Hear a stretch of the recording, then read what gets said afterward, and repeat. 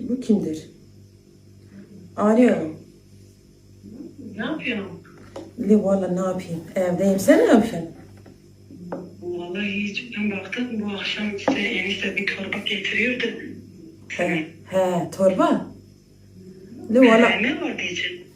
azıcık et vardı.